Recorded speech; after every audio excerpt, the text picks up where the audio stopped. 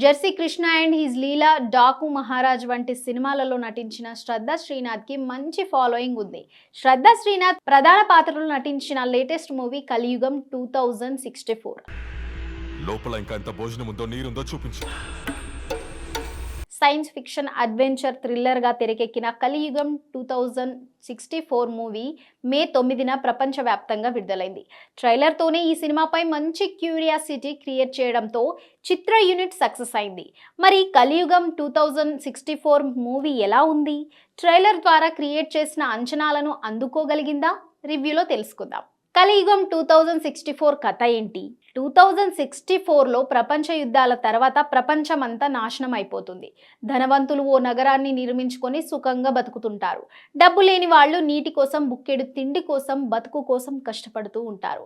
ధనికురాలైన భూమి అంటే శ్రద్ధా శ్రీనాథ్ రెసిడెన్స్ నిర్మించుకున్న నగరానికి చేరుకునే క్రమంలో థామస్ దగ్గర బందీ అవుతుంది. అతను ఆమెని జాగ్రత్తగా చూసుకుంటూ ఉంటాడు. అసలు థామస్ ఎవరు? అతను భూమిని ఎందుకు బందీ చేశాడు?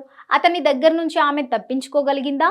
తెలియాలంటే కలియుగం 2064 మూవీ చూడాల్సిందే. కల్కి 2898 సినిమాలో చూపించిన కాన్సెప్ట్ కి కలియుగం 2064 కాన్సెప్ట్ కి చాలా దగ్గర పోలికలు ఉంటాయి. అయితే ప్రభాస్ కల్కి 2898 సోషియో ఫ్యాంటసీ కథాంశం అయితే కలియుగం 2064 మూవీ పూర్తిగా సైన్స్ ఫిక్షనల్. అణుయుద్ధం తర్వాత భూమి మీద నిజంగా ఇలాంటి పరిస్థితులే ఉంటాయా అనే రీతిలో సెటప్ క్రియేట్ చేయడంలో కలియుగం 2064 చిత్ర యూనిట్ సక్సెస్ అయింది.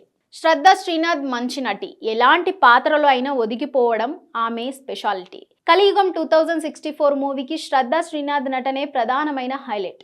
అడ్వెంచర్ సర్వైవల్ థ్రిల్లర్లో శ్రద్ధా శ్రీనాథ్ నటన ఆ థామస్ పాత్రలో ఈనియన్ సుబ్రమణి, కిషోర్ కుమార్లను మంచి ప్రాధాన్యం ఉన్న పాత్రలు దక్కాయి.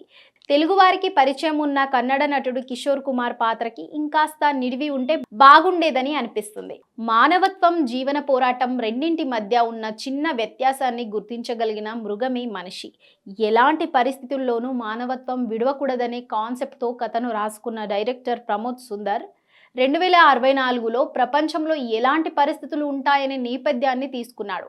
సైన్స్ ఫిక్షనల్ మూవీస్ తెరకెక్కించడం అంత తేలికైన విషయం కాదు. కానీ సున్నితమైన కథను రాసుకున్న డైరెక్టర్ అంతే సున్నితంగా తెరకెక్కించడంలో సక్సెస్ అయ్యాడు. కె రామ్ చరణ్ సినిమాటోగ్రఫీ ఈ మూవీకి ప్రధానమైన హైలైట్. ఆర్ట్ డైరెక్టర్ శక్తి వెంకట్రాజ్ పనితీరు గురించి ప్రత్యేకంగా చెప్పుకోవాల్సిందే.